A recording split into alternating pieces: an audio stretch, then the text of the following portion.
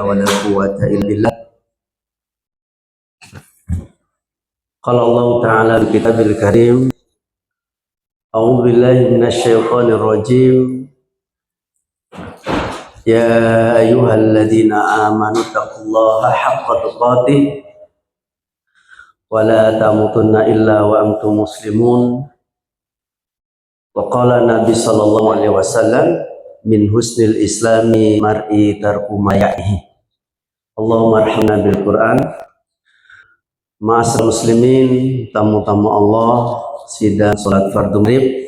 Semoga kita semuanya yang hadir pada kesempatan ini insyaallah calon penghuni Allah Subhanahu wa taala.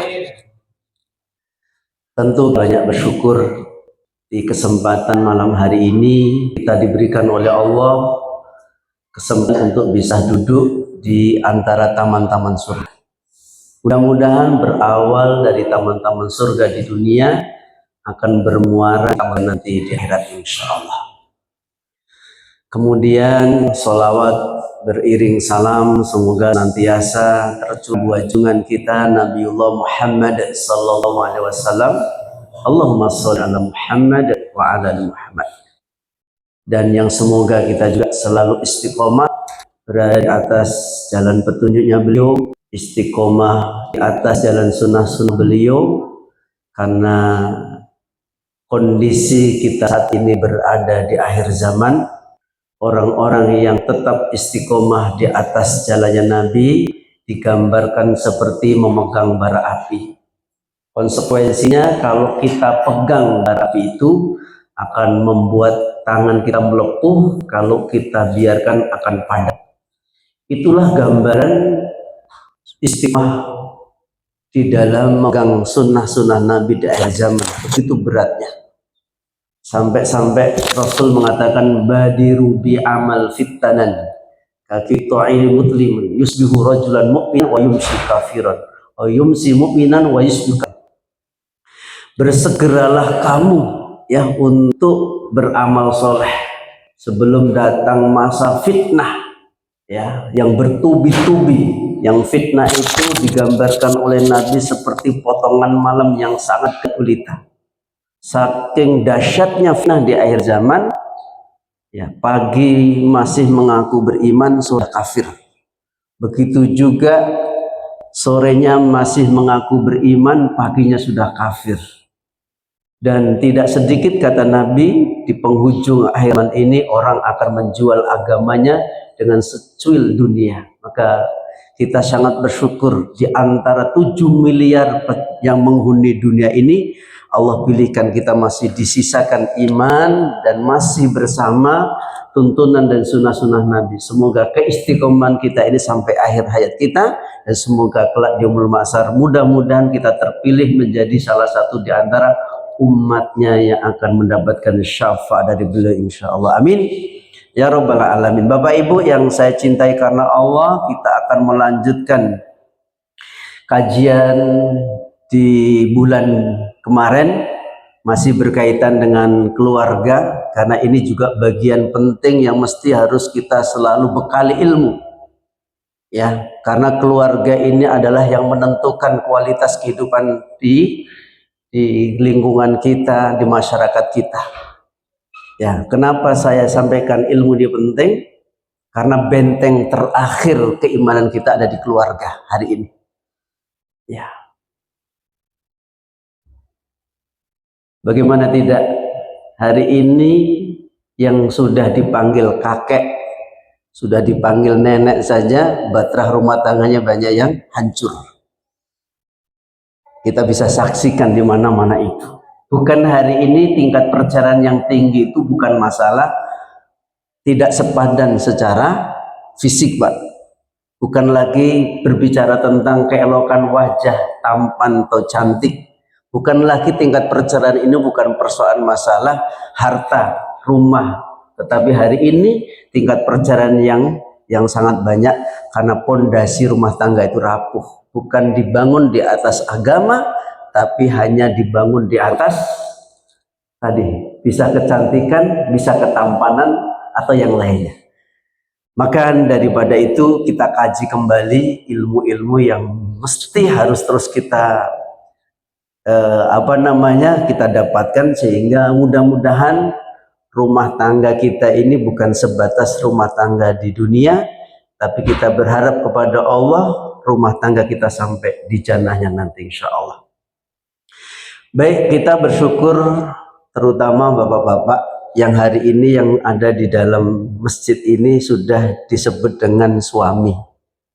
Ya Pak ya, itu satu julukan, bukan sembarang julukan. Yang kemarin kita masih lajang, sekarang kita sudah berkeluarga, maka meningkat namanya suami, namanya juga pemimpin rumah tangga. Kalau boleh saya tanya, kira-kira jawaban Bapak di mana? Pak, sekarang sudah menjadi suami, mau dikemanakan keluarga Bapak? Jawabannya variasi tuh Pak.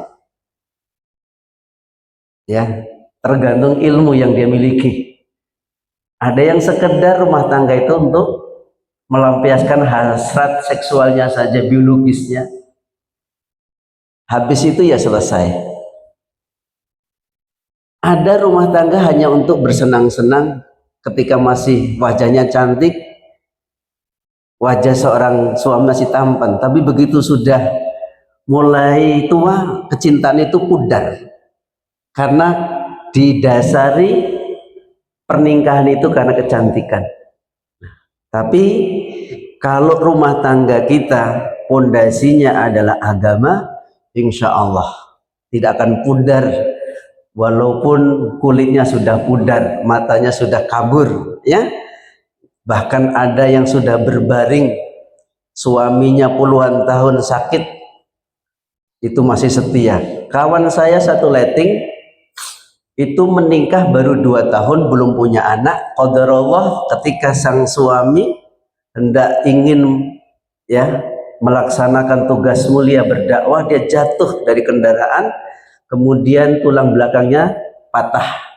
Sudah dibawa berusaha kemana-mana, tak sehat, tak sembuh. Bahkan untuk hubungan suami istri tidak bisa. Tapi istrinya karena juga berangkat didasarkan karena agama yang kuat, suaminya mencari istri karena agamanya, kemudian sang istri mendapatkan suami karena pondasinya agama. Bahkan alhamdulillah istrinya hari ini setia menemani sudah 12 tahun dengan kondisi suami cacat tak bisa apa-apa. Kenapa dia ingin seperti itu? Karena dia ingin dapatkan suaminya nanti di surga akan sehat. Itu dia Pak. Tapi ada tetangga saya mendapatkan seorang istri yang cantik, tapi dasarnya bukan agama. Begitu istrinya pulang dari kuliah, di jalan Taman Karya kecelakaan, kemudian patah, diamputasi, langsung diceraikan, bahkan ditinggalkan. Karena sudah cacat fisiknya, sudah tidak bisa menikmati kecantikan lagi, kesempurnaan fisiknya, maka dia tinggalkan. Dan itu banyak. Maka mudah-mudahan kita yang hadir di tempat ini ya ingin rumah tangga berdasarkan agama dan berjumpa nanti di surga karena itu Pak. Ya, amin. Baik. Jadi status suami ini mulia Pak. Mulia sekali. Karena ladang amal soleh di dalam rumah tangga itu sangat luar biasa. Hampir pekerjaan Bapak dari pagi sampai malam itu semuanya adalah amal soleh. Ketika statusnya seorang suami. Ya. Nah, bahkan dia mendapatkan satu julukan dari Allah, surat An-Nisa ayat 35. Ya. Ya. Predikatnya adalah ar-rijalu qawwamuna 'alan nisa. Ini penting. Jadi laki-laki ketika masih membujang nggak ada sebutan apapun dalam Al-Qur'an. Tapi begitu sang laki-laki bujang menikah, maka langsung statusnya naik menjadi qawwam. Qawwam itu adalah laki-laki pemimpin, laki-laki pendidik, laki-laki pengambil kebijakan, laki-laki yang siap menjadi nahkoda, membawa keluarganya menuju keridhaan Allah. Itu Masya Allah mulia sekali. pekerjaan yang paling mulia. Sehingga di depannya itu adalah semua nilai pahala di sisi Allah Subhanahu wa taala. Capeknya dia, ya, bahkan tidurnya dia, semuanya bernilai pahala ketika status mereka menjadi seorang kepala rumah tangga.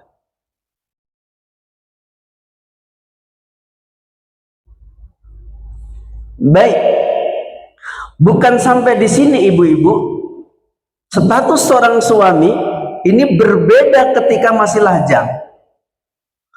Perempuan ketika bersama ayah dan ibunya ketika belum menikah, maka statusnya dia wajib taat kepada seorang ayah dan bunda. Begitu ibu diperistri oleh sang suami, Mas Abdul Rahim, Bang Abdul Rahim, maka statusnya ibu ketaatan wajib untuk suami. Nah, itu bukan lagi untuk orang tua. Pertama loh ya, wajib kepada seorang suami. Bahkan ketaatan seorang suami, seorang istri kepada istri, peluang masuk surga paling besar. Idza salatil mar'ata khamsaha wa shamat sa'roha, ya, wa hafadat farjaha wa ata'az zawjaha qila udkhul min abwabil jannati sittin. Kalau seorang perempuan sholat 5 waktu, kemudian puasa di bulan Ramadan, kemudian dia menjaga dirinya, auratnya, menjaga kemaluannya, kemudian dia taat kepada suaminya, maka dia berhak masuk surga dari seluruh pintu yang ada. Itu luar biasa. Maka seorang wanita ketika mendampingi seorang suami, apalagi suami yang semuanya dalam ketaatan kepada Allah, maka ibu-ibu memiliki peluang masuk surga dengan pintu yang semua Allah berikan. Masya Allah, laki-laki berbeda ibu-ibu. Pintunya laki-laki akan berbeda, punya masing-masing keutamaan amal. Tapi seorang perempuan karena taat kepada suami bisa berpeluang masuk surga dari semua pintu. Kemudian status suami, seorang istri ketika mendapatkan keridhaan sang suami, maka itu berpeluang mendapatkan keridhaan sang Khalik Allah Subhanahu wa taala. Kemurkaannya seorang suami kepada istri akan bisa menjadikan kemurkaan Allah kepada seorang wanita itu. Mohon maaf Bu, padahal itu amal soleh. Contohnya, seorang istri berpuasa sunnah dan kemudian suami di saat itu ada di dalam rumah, dan kemudian sang suami melarang ibu berpuasa sunnah, itu harus ditaati, padahal konteksnya ketaatan. Bayangkan tuh sampai sejauh itu. Padahal puasa itu adalah sesuatu amalan besar, tapi ketika suami mengatakan, "Dek, untuk hari Senin ini jangan puasa, abang ada di rumah." Sampai-sampai bahkan dalam satu riwayat, seorang wanita ketika diajak bergaul hubungan kepada suami istri kemudian menolak, maka malaikat-malaikat akan melaknat sampai pagi hari. Bayangkan itu. Artinya suami memiliki keutamaan. Kemudian pertanyaannya yang mesti harus kita selalu hadirkan di ruang yang sangat mulia ini. Kalau suami memiliki keutamaan-keutamaan di dalam Al-Quran maupun sunnah-sunnah Nabi SAW, kemudian bahtera rumah tangga yang mulia ini mau dikemanakan? Suami yang statusnya qawam tadi yang mulia, kemudian status seorang suami yang mendapatkan ketaatan seorang istri, bahkan kata Nabi, andaikan manusia boleh sujud kepada manusia, hendaklah seorang istri suruh sujud kepada sang suami. Begitu mulianya.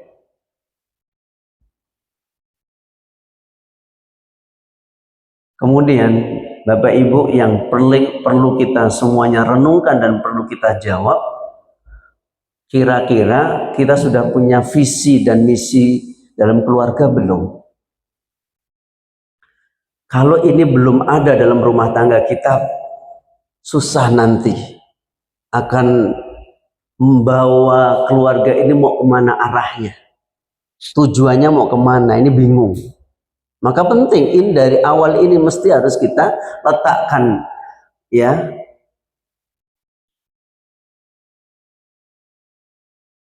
visi dan misi kita mau kemana kan gitu. Baik, saya sampaikan setidaknya ada 3. Ini saya masih bicara seputar tentang hubungan suami istri dulu, belum kepada nanti anak-anak dan yang lain-lainnya. Karena doa kan selalu Rabbana hablana min azwajina wa dzurriyyatina, kan begitu. Jadi pasangan itu utama dulu. Ada bahasa kawan saya itu, perbaiki anak mertuamu dulu sebelum memperbaiki anak kandungmu, kan begitu. Kalau anak mertua kamu sudah lurus, insya Allah anakmu akan lurus juga. PR kita ini. Jadi bukan hanya sebagai orang tua biologis, tapi kita menginginkan orang tua kita menjadi orang tua yang ideologis. Kalau cuman biologis banyak, siapapun bisa, karena pun bisa. Tapi menjadikan keluarga keturunan ideologis itu luar biasa. Itu nanti, kajiannya nanti. Ini cuplikan sedikit. Baik, setidaknya saya ingin sampaikan 3 dulu ya.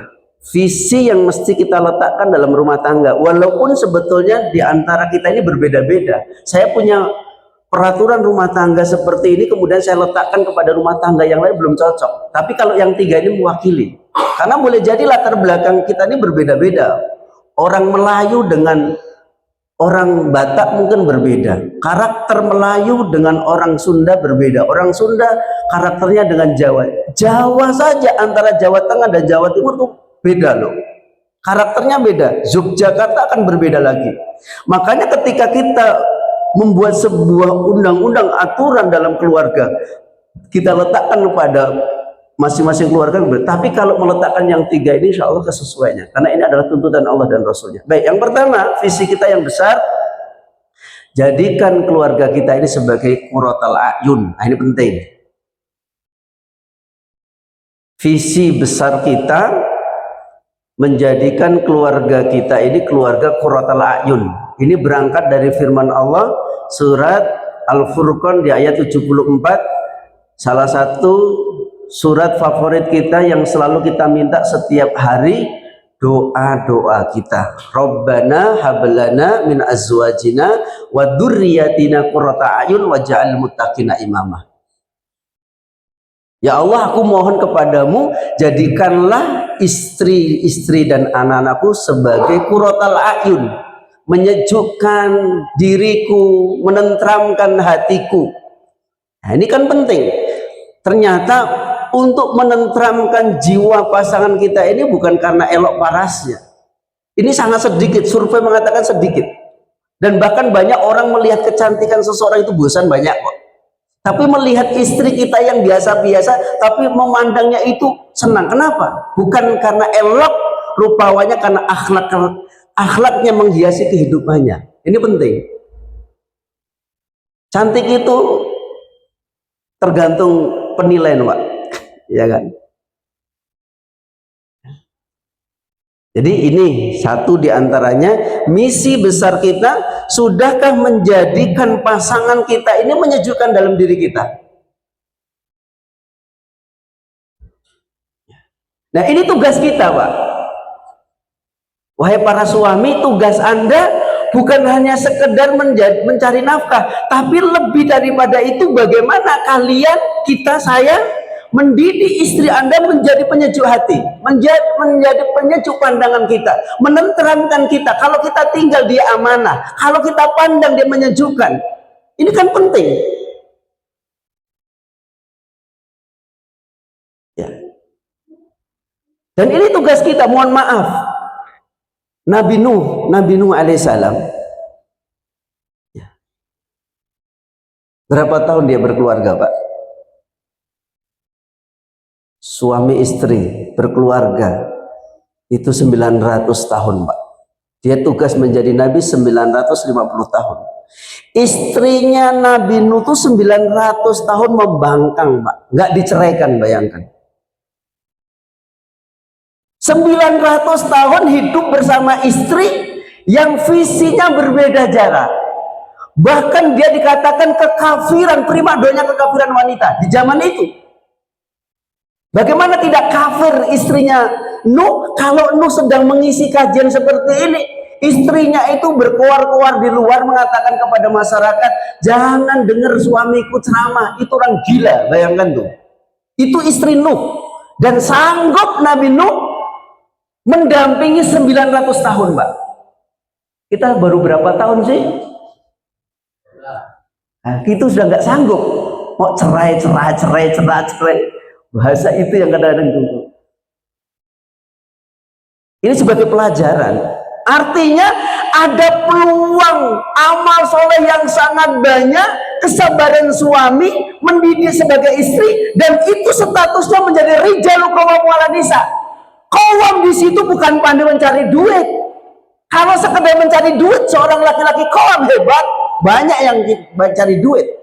Tapi seorang laki-laki yang mampu menundukkan seorang istri yang liar menjadi orang yang baik, yang akhlaknya buruk menjadi akhlak yang baik, dari yang tidak nurut menjadi nurut, yang tidak taat kepada Allah jadi taat, itu prestasi besar, Pak.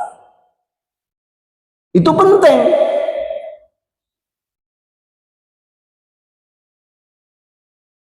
Ya. Ini tugas kita. Inilah ladang amal soleh kita, bahkan lebih besar pahalanya dibandingkan kita mencari nafkah kemudian kita bisa pulang membawa mobil yang mewah untuk istrinya, sementara istrinya tetap menjadi orang pembangkang.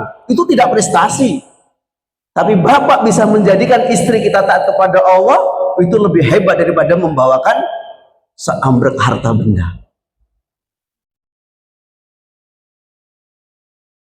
Ini butuh. Nah, disitulah seni dalam berkeluarga itu tidak kaku, nggak otoriter. Seorang suami mesti harus saatnya dia lembut-lembut, saatnya tegas-tegas. Nggak ada juga peluang seorang suami yang hari ini kita dapatkan, mohon maaf, kasus seorang suami kalah dengan seorang istri. Ini musibah besar. Kalau ada rumah tangga seorang suami dikalahkan dalam seistri, kebijakan-kebijakan memimpin rumah tangga kok istri, kemudian sang suami hanya sebagai budak suruhan, maka ini yakinlah kegagalan besar dalam rumah tangga. Na'udzubillah min dzalik itu. Dan ini banyak terjadi. Suaminya cuman sopir ojek, istrinya PNS. Bayangkan itu. Apa kira-kira yang akan dilakukan istri kepada suami? Padahal dalam Islam status suami mau jadi apapun tetap suami, tetap qawwam dia. Seorang istri mau S3 pun dia harus menjadi seorang istri. Kalau di luar dia akan menjadi seorang S3, silahkan. Dia punya mungkin jabatan yang tinggi. Begitu masuk, dia harus wajib taat kepada seorang suami. Ini berat. Ego itu sangat berat. Dan hari ini kasus itu yang paling banyak. Apalagi gaji seorang istri lebih besar. Oh, Masya Allah. Nah, itu tantangan besar. Jadi rumah tangga itu tidak sekedar hanya setelah akad selesai, oh enggak, apa? Bahtera rumah tangga yang kita hadapi hari ini tantangannya besar. Besar.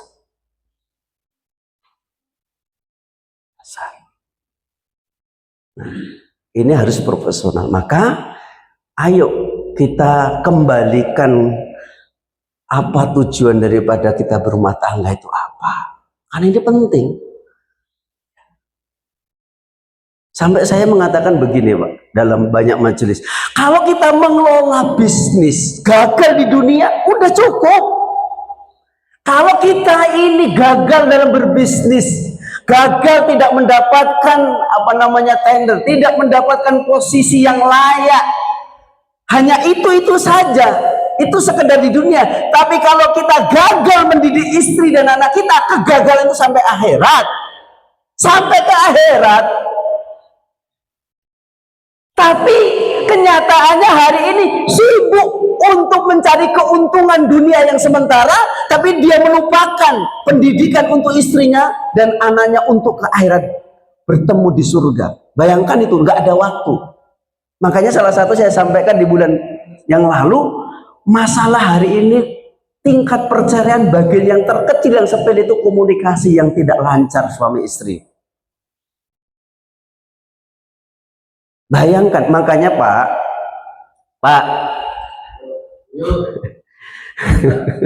dalam Al-Quran itu Allah menyebutkan, menasihati seorang suami itu ada 17 ayat.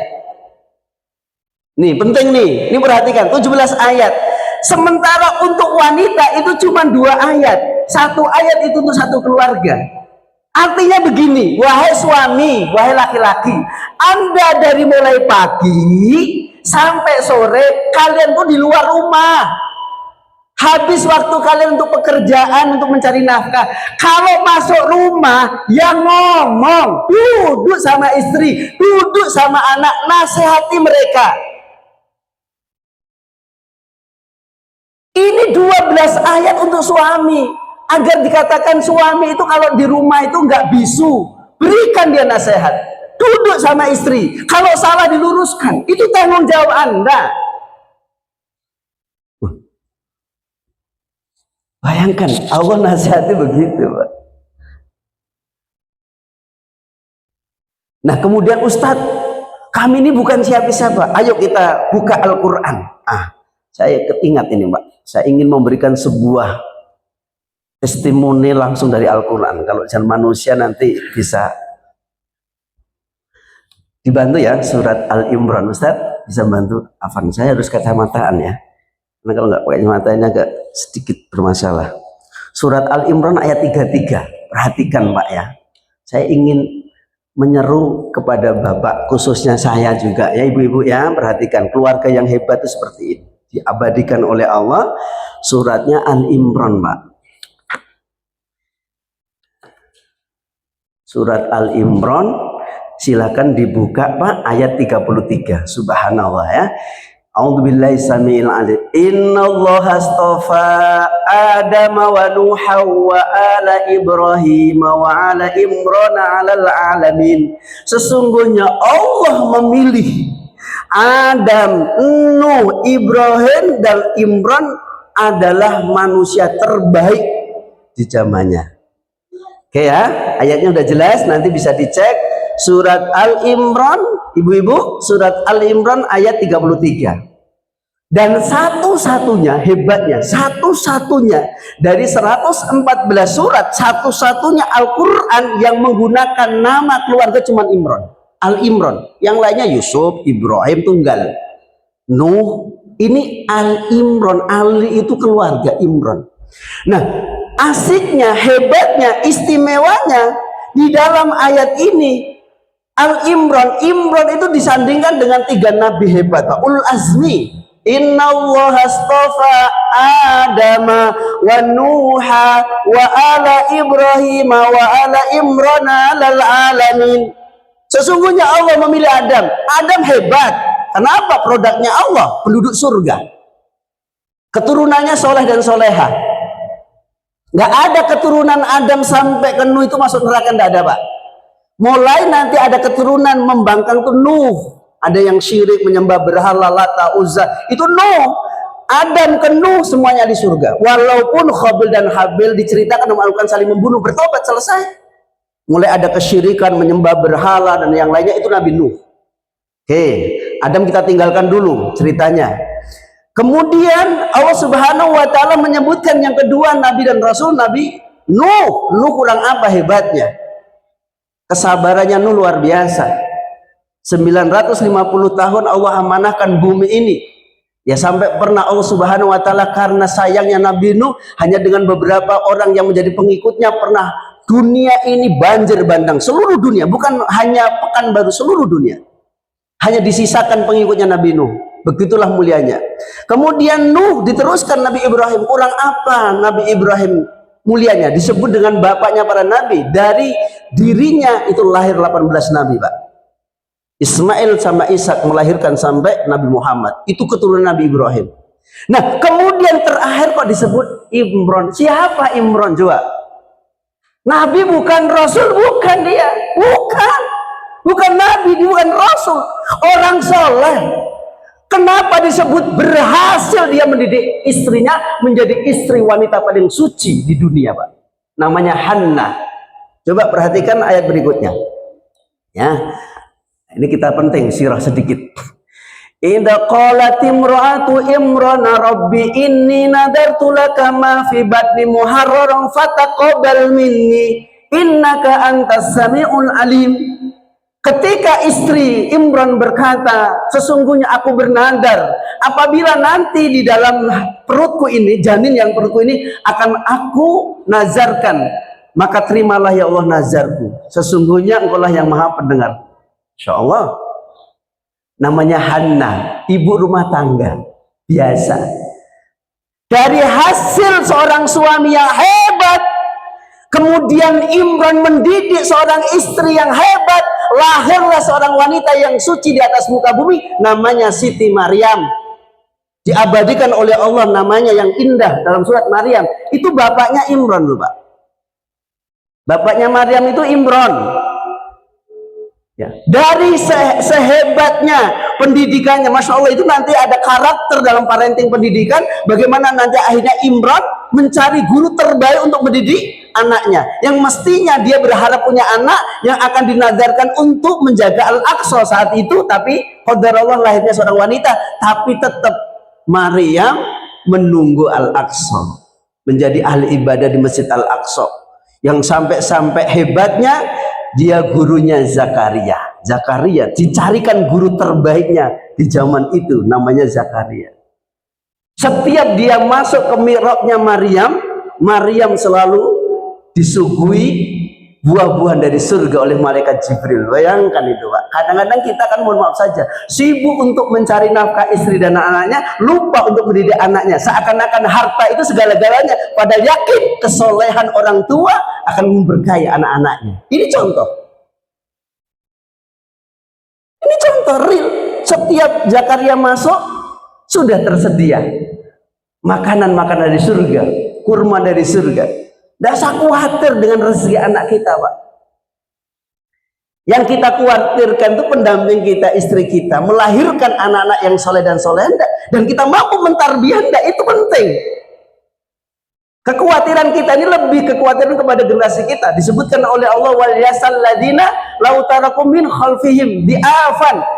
Hendaklah kalian takut, jangan sampai kalian itu meninggalkan anak-anak yang lemah akidah, bukan lemah ekonomi saja, lemah akidah dan yang lainnya. Itu kita bahas nanti dalam parenting keluarga berkaitan dengan anak. Oke, saya ingin memberikan penekanan kepada seorang suami. Ini loh Imran contohnya. Dia tidak berstatuskan seorang ulama, tidak berstatuskan dia seorang nabi, tidak berstatuskan seorang rasul, tapi dia bisa disejajarkan dengan ulul azmi. Ulul azmi langsung Pak. Bukan nabi biasa, ulul azmi, Adam loh, Ibrahim. Nah, di mana unggulnya? Unggulnya dalam membina keluarga Pak. Sampai akhirnya Maryam melahirkan Nabi Isa. Jadi kalau ditanya siapa kakeknya Nabi Isa, Imran. Siapa neneknya Nabi Isa? Hana, ibu rumah tangga biasa. Seorang petani. Tapi melahirkan keluarga yang hebat. Kenapa? Sungguh-sungguh Pak. Kesungguhan kita dalam mendidik keluarga itu sebagaimana kesungguhan kita juga mencari nafkah, karena itu adalah partner kita. Apapun yang terjadi di luar sana, banyak orang yang cantik, yang hebat, tetap istri kita itu yang paling terbaik Pak. Karena itu pilihan Allah Pak. Nggak bisa lagi membandingkan, oh istri saya begini. Itu Allah takdirkan, itu pasangan kita. Nah, tergantung bagaimana kita harus. Contoh gini Pak, sebetulnya istri kita ini dulu hebat Pak, keluarga yang hebat, bibit yang hebat, pendidikan yang hebat. Karena begitu diistri oleh seorang suami yang Masya Allah mandek dia, ya, nggak berinovatif dia, yang tadinya lahan subur menjadi lahan yang tandus Pak, nggak bisa berbuat apa-apa dia. Ini banyak terjadi hari ini, kemandekan, sehingga banyak terjadi di sini. Masya Allah, musibah-musibah yang terjadi. Mohon maaf lagi apabila Masya Allah yang di awalnya pernikahan baik, ya, kemudian orang yang gemar menuntut ilmu, gemar dia ya melakukan sunnah-sunnah, begitu lambat laut ketika seorang suami sudah beranjak, mulai hartanya bagus, sudah lupa dengan pendidikan keluarga tentang akhirat, akhirnya Masya Allah banyak yang tumbang keluarga-keluarga yang seperti ini di mana-mana. Ini yang kita khawatirkan Pak. Ya, baik, kita kembalikan. Jadi fungsi suami ya harus kita punya arahan yang jelas, visi yang jelas. Maka jadikan di antara keluargamu menjadi qurratul ayun. Bagaimana menjadi penyejuk hati itu? Itu tugas kita, Pak ya. Kita didik dia. Jangan hanya kasih makan saja, dia gemuk saja nanti. Subur badannya tapi keruh. Keruh dan kering imannya. Subur badannya karena kita kasih makan terus, tapi kering kerontang hatinya. Tandus, kena sedikit masalah nangis. Minta cerai, minta cerai. Ini bahaya nih, Pak. Oke, yang kedua, visi besar kita yang mesti kita letakkan dalam rumah tangga, yaitu kita ingin menjauhkan keluarga kita dari api neraka. Ini penting. Allah Subhanahu wa taala ingatkan dalam surat Tahrim di ayat 6. Ya ayyuhalladzina amanu qu anfusakum wa ahlikum naro. Ayat ini mengerikan, Pak. Kalau kita lihat tafsirnya, apalagi pendapatnya Ibnu Abbas, Ali bin Abi Thalib, itu kita nggak bisa tidur, Pak. Ya, hai orang-orang yang beriman, jagalah dirimu dan keluargamu dari api neraka. Yang bahan bakarnya api neraka itu dari bebatuan dan dari manusia. Yang penjaganya malaikat-malaikat yang kasar. Nah, bayangkan itu, Pak. Menurut tafsirnya, yang diseru yang bertanggung jawab menjaga keluarga itu adalah para suami. Para suami, karena suami tadi sudah disebut sebagai rijal, qawam, pembimbing, ya, pendidik, ya. Nah, bayangkan ini betapa besarnya amanah yang dibebankan kepada kita. Kalau sekedar kita menjadi suami mencari nafkah saja, sungguh itu adalah pintu-pintu masuk surga yang sangat terbuka luas. Tapi bukan sekedar itu. Bagaimana menjadikan anak kita, istri kita yang satu atap, satu bantal, yang hampir waktu-waktu kita habiskan untuk mencari kehidupan bagi dia, kemudian berujung keluarga kita karena ketidakpandaian kita menjaga dalam ketat kepada Allah, masuk neraka bahkan menjadi bahan bakarnya, Pak. Tak terbayang itu, Pak. Terbayang, Pak, kalau andaikan istri kita yang mendampingi kita masuk neraka, anak-anak yang selama ini menyita waktu kita, tenaga, pikiran kita, kemudian berujung dia menjadi bahan-bahannya dari api neraka. Terbayang tuh, Pak. Satu atap padahal. Kenapa? Kelalaian kita. Ya, maka ayo kita bersama-sama letakkan pada tempatnya kalau kita ini adalah seorang suami yang sangat mulia, peluang amal soleh sangat banyak, kemudian beban yang Allah amanahkan kepada kita ini berat. Karena berat itulah surga, Pak, jaminannya, Pak. Ya. Ada satu kisah yang disampaikan oleh Imam Ahmad. Karena ini penting, investasi istri, investasi anak yang soleh dan soleha ini, Masya Allah, subhanallah ya. Sampai-sampai Nabi mengatakan, inna rajulun ya tarfa'u darajatun fil jannah. Faqala hadha wa qala li istighfar li walidaka. Masya Allah, ini penting, Pak.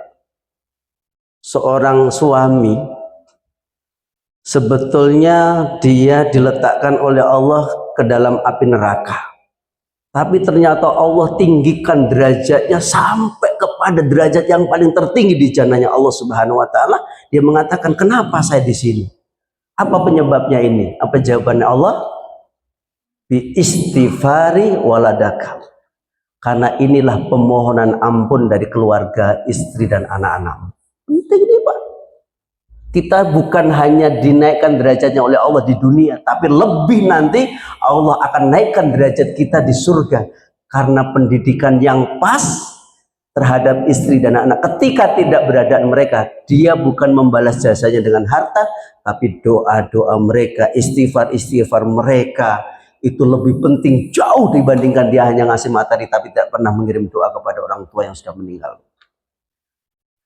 Ini pentingnya nanti keluarga yang kita didik hari ini, pengorbanan yang hari kita keluarkan itu hasilnya bukan sekarang kita jumpai. Mungkin saya mohon maaf saja, kalau saya hitung secara matematika, saya hampir 1,5 M sudah habis membiayai anak saya, tapi saya belum dapat hasilnya. Apa hasil saya? Belum. Tapi nanti ketika ketidakadaan saya, insya Allah akan mereka memikirkan, mendoakan, ya setidaknya itu yang kita harapkan.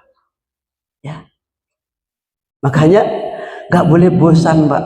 Ini mohon maaf, saya kasih lagi cerita ini biar saya suka dengan kisah-kisah. Subhanallah ya, Nabi Ishak, betul. Ayahnya Nabi Yusuf itu siapa? Yakub ya, betul, Afan, Yakub. Ishak itu anaknya Nabi Ibrahim ya. Dia punya anak 12, Pak. Laki-laki semua. Yang durhaka 10, yang berbakti cuma 2, Pak. Nabi Yusuf sama Bunyamin. Bayangkan tuh, Pak. Ya. Ini pentingnya, nanti kisah ini akan melahirkan endingnya yang sangat luar biasa. Bukan sampai di situ kedurhakaannya, sampai dia itu konspirasinya jahatnya luar biasa. Adiknya dilemparkan ke sumur 3 hari 3 malam, Pak, di air, Pak. Yusuf itu masih kecil, dilemparkan ke air, ke sumur tua. Ada airnya, bukan kosong. Nggak makan 3 hari 3 malam. Ketika ditemukan oleh para pedagang kafilah-kafilah dari Palestina yang ingin ke Mesir, kemudian kakaknya melihat, ya ketika dikerek dari sumur, kok adiknya muncul. Segera 10 saudaranya itu mengatakan sama para kafilah ini budak saya yang kabur masuk ke sumur, bayangkan. Saya jual dengan harga yang murah, tolong beli. Bayangkan, Pak. Harapan dia itu mati sebetulnya masuk sumur itu. Nah, sudah sampai di situ, bukan sampai di situ dramanya, Pak. Dia pulang, bagaimana caranya itu untuk bisa mempercayakan, menjadikan argumentasi itu percaya ayahnya. Makanya dibuatlah sandiwara lagi, drama. Dia mencari seekor domba, kemudian domba itu disembelih, kemudian bajunya Yusuf itu dilumuri dengan darah domba untuk meyakinkan, ya Yusuf itu mati ya, diterkam serigala. Yusuf, Yakub percaya, dalam lisannya percaya, tapi Allah ilhamkan bahwasanya itu adalah penipuan, dusta semuanya. Hebatnya Yakub, anaknya itu dalam kisah Al-Quran durhakanya 25 tahun, Pak, dan tidak dibocorkan sedikit pun kedustaan mereka. Dia pada tahu semua apa yang dilakukan anak itu dusta semuanya, bohong semuanya, tapi dia tutupi dengan rapi, Pak. Hanya doa yang dia minta terus, doa. Ini penting. Kekowaman seorang suami itu bukan cakap mencari harta saja, tapi lebih daripada itu kesolehan orang tua, kesolehan suami itu akan sangat berdampak kepada anak-anak kita dan istri kita, Pak. Ini penting. Untuk apa kita menyampaikan begini bla bla bla, tapi kenyataannya sang suami ini tidak pernah beribadah, jauh dari Allah, itu menguras tenaga dan pikiran, Pak. Nggak ada perubahan.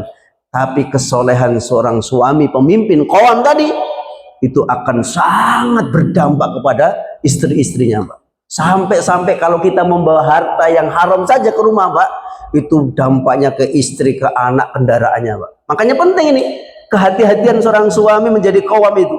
Dan subhanallah, ketika masa 25 tahun sampai akhirnya Yusuf menjadi Perdana Menteri, sampai keluarganya ini musim pecaklik minta gandum, dan itu ceritanya lama, sampai akhirnya bajunya Yusuf dibawa, sampai masih menipu, sampai dia mengatakan, sungguh ayahku ini pikunya nggak hilang-hilang juga ini.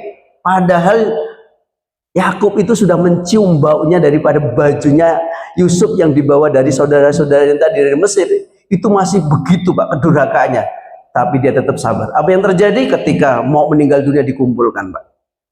12 dikumpulkan, kemudian satu persatu ditalkin, diyakinkan, kemudian diperkuat dengan satu ikrar. Mata budu mimbadim. Itu penting tuh, Pak. Itu penting ini. Wahai anak-anakku, kalau sepeninggalku nanti, kalau saya meninggal dunia, siapa yang akan kau sembah? Jawabannya tuntas, Pak. Aku akan menyembah apa yang kau sembah dan yang disembah oleh kakek-kakek kami, Ibrahim, Ismail, dan Ishak. Begitu jawabannya tuntas, memuaskan Nabi Yakub meninggal dunia. Nah ini penting, iya kan? Tobat semua akhirnya dan jadi orang baik semuanya anaknya. Kenapa? Tidak banyak bercakap-cakap, tapi kesolehan dia, kesabaran dia akan membuahkan hasil. Ini penting, jauh lebih penting. Karena yang diinginkan hari ini keteladanan, Pak. Suami ini harus teladan betul. Karena kalau tidak, Pak, di luar sana anak-anak kita apa yang akan kita jumpai? Subhanallah, Pak, mengerikan. Apa yang mau dilihat, apa yang mau dilakukan oleh anak-anak kita, semuanya ada tempatnya, ada fasilitasnya. Kalau kemudian masuk ke rumah, kita tidak menjadi figur bagi keluarga, istri dan anaknya, siap-siaplah, Pak, kita akan menderita selama-lamanya. Ini yang terjadi hari ini. Kegagalan demi kegagalan, bukan karena ekonomi, tapi kegagalan bagaimana menghantarkan istrinya dan anaknya menjadi qurratul ayun. Maka ayo kita bersama-sama hari ini dengan materi-materi yang kita sampaikan ini, jaga ketat keluarga kita. Bukan hanya penjagaan ketat di rumah kemudian di kerangkeng, enggak. Penjagaan bagaimana kita bisa mengarahkan mereka untuk beribadah kepada Allah. Kemarin yang saya tercengang, Pak, ini kisah nyata di Pelamboyan, arah ke Tandun. Saya diundang oleh satu keluarga, Pak. Keluarga yang kaya raya, sawitnya ribuan hektar. Pokoknya anak mau minta apapun hari ini dikasihkan. Ya, dibelikan. Qadarullah, anak ini bermasalah, saya diundang. Ustaz, tolong ke rumah ru'yah anak saya. Karena memang saya praktisi ru'yah, saya datang. Kemudian saya kumpulkan keluarga itu, suami, istri, anak. Saya bacakan ayat-ayat ru'yah. Yang menjerit justru ayah dan ibunya. Menangis, merasakan dia memang banyak gangguan. Sampai akhirnya mengatakan, tolong keluarkan semua barang-barang yang di dalamnya mungkin ada kaitan dengan ada jimat-jimatnya. Kemudian banyak. Saya kumpulkan satu dus, saya bakar. Selesai. Orang ini sadar. Akhirnya keluarlah jinnya dari tubuhnya suami istri. Tapi anaknya ini saya ru'yah. Ini bukan kena jin. Anak ini saya ru'yah, nggak ada reaksinya sama sekali. Tapi dia tatapan kosong, orang yang sedang depresi yang tingkat tinggi, Pak. Saya bawa masuk, ibunya saya interogasi. Saya sudah terbiasa meru'yah. Kalau ada indikasi orang kena gangguan jin, apapun bentuknya gangguan, dia pasti akan menangis, menjerit, merasa kepanasan. Tapi anak ibu tidak ada reaksi untuk itu. Tidak ada sedikit pun ciri-ciri kena jin. Dia depresi tingkat tinggi. Masalahnya apa, Pak? Oh, nangis saya, Pak. Saya dibuat nangis, Ustaz. Mohon maaf, Ustaz, saya jujur. Anak saya ini statusnya sebetulnya baru kelas 3 SMP, Ustaz. Karena mungkin kami lalai, kami selalu sibuk dengan urusan ya kebun kami, urusan dengan karyawan kami, sampai lupa saya mendidik anak saya berikan fasilitas. Sekelas SMP mobil saya belikan, kendaraan saya belikan, HP yang paling mahal. Tapi apa yang terjadi, Ustadz? Semuanya karena kelalaian itulah dia salah pergaulan, dan ternyata anak ini statusnya sudah hamil, Pak, dizinai oleh 6 kawannya sekelas. Kemudian setelah hamil dia kemudian diceraikan, statusnya janda, kemudian statusnya dia hamil. Terbayang kalau itu anak Bapak. Kelas 3 SMP, janda, hamil. Hidup di tengah-tengah masyarakat, punya ayah dan ibu kaya raya. Bayangkan itu, Pak. Dan ini terjadi di mana-mana. Apakah cukup dengan harta yang luas, yang banyak, kemudian naik mobil Fortuner ke Pekanbaru, bisa masuk ke mal-mal, sementara anaknya sedang menderita seperti itu, Pak? Depresi dia, sampai tidak mau bergaul dia, sampai dia takut dia keluar rumah, sampai akhirnya yang dimakan itu bukan lagi makanan nasi dia cari bunga, Pak, dimakan bunga itu. Kadang menangis, kadang tertawa sendiri. Sudah tingkat depresi yang tingkat tinggi. Solusinya nggak ada, mereka hanya mendapatkan dari orang pinter ke orang pinter. Padahal terapisnya dengan cara Islam, Pak. Orang tua yang soleh didoakan, selesai. Di mana kita akan tenang hidup hari ini menjadi seorang suami, menjadi seorang istri. Keluar rumah sedikit saja, anak kita mau bisa berbuat apapun. Kalau kita tidak dalam penjagaan iman, benteng yang kuat, kita hanya akan dibuat menangis hari ini, Pak. Bukan lagi memikirkan kita bisa makan atau tidak. Kalau dulu zaman saya kelahiran kelahiran 74, Pak. 50 hari ini, dulu iyalah nangis karena jatah makan kita sedikit, Pak. Hari ini tidak itu lagi, Pak. Hari ini bukan itu. Orang tua hari ini tidak seperti orang tua dulu, mencari makan susahnya minta ampun. Hari ini kita bagaimana melihat kondisi anak-anak. Ujian kita ini berat, maka kita harus sungguh-sungguh. Ya, jaga betul. Ya, berdoa, jangan pelit-pelit. Ingat, kehidupan kita bersama keluarga di dunia ini sangat. Bahkan Allah sendiri mengatakan, anakmu, istrimu itu akan menjadi musuh bagi kalian. Bayangkan itu, Allah mengingatkan kepada kita, wahai orang-orang beriman, jangan kalian jadikan istrimu dan anakmu sebagai musuh. Dan berhati-hatilah terhadap mereka. Betul hari ini. Bagaimana tidak jadi musuh? Kalau sudah durhaka, berat kita, Pak. Salah pergaulan susah untuk meluruskan, Pak. Maka ayo kita bukan hanya sekedar hari ini bisa menikmati apa yang kita lakukan, tapi lebih daripada itu kita tingkatkan keimanan kita, keteladanan kita, tingkatkan dalam prestasi kita. Banyak-banyak mohon kepada Allah. Diimbangi dengan amal soleh. Nggak bisa dengan pendidikan saja, Pak, hari ini. Baik ya, karena waktu sudah mau isya, kita batas sampai situ. Nanti kita akan lebih legitkan nanti di parenting anak. Ini baru cuplikan keluarga. Nanti seni dalam mengelola rumah tangga, istri, suami sampai akhirnya bisa rukun itu seperti apa? Ini nanti ada lagi. Baik, kita sampaikan yang ketiga. Visi dan visi keluarga kita harus masuk surga bersama-sama. Pengen enggak masuk surga bersama-sama, Mbak? Setuju? Ada ayatnya ada. Yuk kita buka. Yang pertama di surat At-Tur, surat yang ke-52 di ayat 21. A'udzubillahi samiil alim minasyaitonir rajim. Walladzina amanu wattabadhum dzurriyyatuhum biiman alhaqna bihim dzurriyyatahum. Oh, Masya Allah, indah ini, Pak. Ayat ini yang selalu saya baca untuk memotivasi saya. Itulah.